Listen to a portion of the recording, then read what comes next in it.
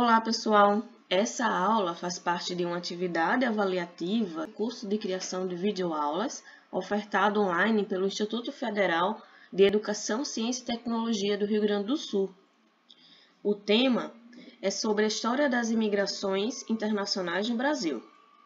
Para entender melhor o assunto, é importante a definição rápida de alguns conceitos migratórios. O conceito mais básico é aquele que indica a mudança da residência habitual de forma temporária ou permanente. Esse movimento migratório de pessoas é dividido entre emigração e imigração. A emigração é o movimento de saída de população de um lugar com destino a outro, enquanto que a imigração consiste no movimento de entrada da população em determinado lugar. Este último conceito de imigração é o que vamos tratar na aula de hoje. A história das imigrações internacionais no Brasil é um tema muito amplo e diverso. Aqui iremos falar um pouco sobre as principais nacionalidades de imigrantes livres que chegaram ao Brasil e as políticas migratórias adotadas entre os países. Os primeiros povos europeus que realizaram esse movimento de mudança populacional para o Brasil foram os portugueses. De início, os portugueses tinham o objetivo de apropriação militar e econômica da terra. Também é importante destacar a migração forçada, instituída pelo tráfico transatlântico de escravizados, os quais foram submetidos os povos africanos durante quase 300 anos da história brasileira. Quanto à migração livre, nossa principal modalidade abordada nessa aula ocorreu durante todo o período colonial brasileiro, mas ganhou força no final do século XIX e início do século XX.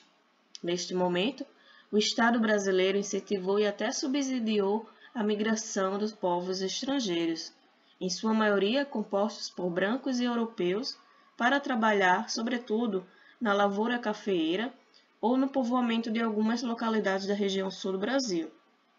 Parte desse incremento populacional imigrante também foi direcionado ao setor industrial. A imigração subsidiada é representada pela parceria entre os países de origem e o de destino para que a migração ocorresse. Esses subsídios variaram conforme interesses políticos, econômicos e sociais. No Brasil, esses interesses estavam ligados, sobretudo, aos integrantes do setor cafeeiro, que também comandava a política. Por isso, grande parte desses imigrantes foram direcionados às fazendas de café do Oeste Paulista e também para a indústria, conforme já mencionado. Temos uma estimativa informada pela Bassanese de que entre 1872 e 1972 chegaram a entrar no Brasil cerca de 5 milhões de estrangeiros.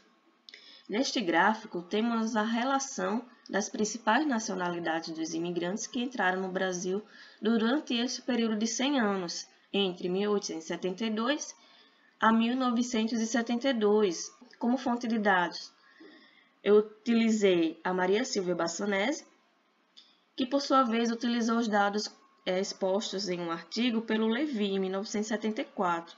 Provavelmente esses dados são oriundos dos censos demográficos. Os portugueses, representados pela barrinha vermelha, aparecem durante todo o período, o que demonstra que a migração para o Brasil foi constante, não somente no período colonial.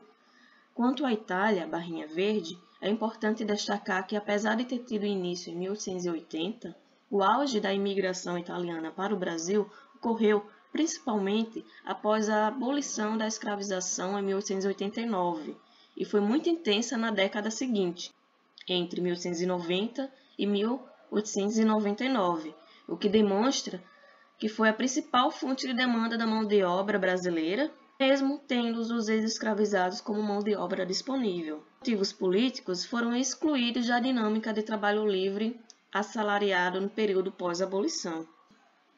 Há diversos historiadores que apontam o ideal de branqueamento racial da população para a construção de uma identidade brasileira como plano de fundo de incentivo dessa migração europeia e branca para o Brasil. Ainda sobre a imigração italiana, podemos perceber que a partir de 1900 diminuiu muito.